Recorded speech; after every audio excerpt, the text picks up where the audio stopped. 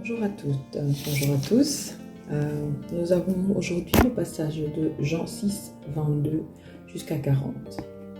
Dans ce passage-ci, la foule est à la recherche de Jésus à plusieurs reprises. Le lendemain de la multiplication des pains, elle remarque qu'il n'y a eu qu'une seule barque et que Jésus n'était pas dedans. D'autres barques arrivèrent de Tibériade, mais il n'est toujours pas dedans. Alors les gens décident d'aller à Capernaum à la recherche de Jésus. Finalement, ils le trouvent et lui demandent quand est-ce qu'il est venu par là. Et il leur dit ceci: vous me cherchez non parce que vous avez vu des signes, mais parce que vous avez mangé du pain et que vous êtes rassasiés. Autrement dit, pour ce que je peux faire de visible pour vous, pour les avantages physiques et temporels que je vous apporte. Et nous, mes sœurs, posons-nous cette question: pourquoi cherchons-nous le Christ? Je suis parfois effrayée, moi-même, par les premières réponses qui me viennent à l'esprit par rapport à cette question. J'ai besoin de lui pour assouvir mes besoins physiques, nourriture, physique, vêtements, prestige, reconnaissance, confort matériel. Mais Jésus nous dit de ne pas travailler pour une nourriture périssable, mais plutôt pour celle qui subsiste éternellement.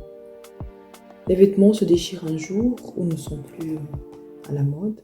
Les prestiges et les titres, on les laisse ici quand nous retournons à la poussière.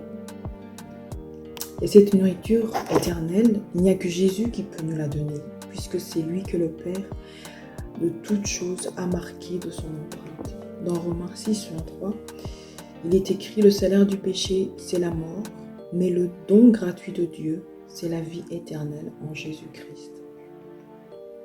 Jésus nous dit que l'œuvre de Dieu à accomplir, c'est de croire en celui qui l'a envoyé, et que c'est le Père qui donne le pain du ciel, le pain qui donne la vie au monde. Et lui dire alors: mais donne-nous toujours de ce pain-là, Jésus.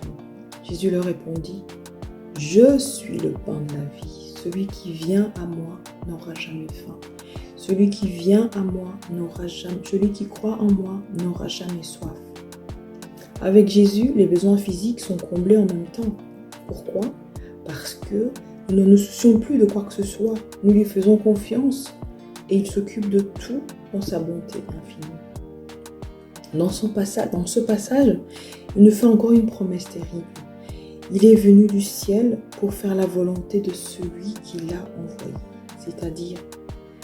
C'est-à-dire, ça veut dire quoi? Ne pas perdre un seul de tous ceux que le Père lui a donnés. Il ne peut pas se permettre de nous perdre. Nous sommes précieux à ses yeux. Il ne laissera aucun de ses enfants être vaincu par Satan et perdre le salut. Seulement, nous devons lui appartenir. Voilà. Bonne journée à tous.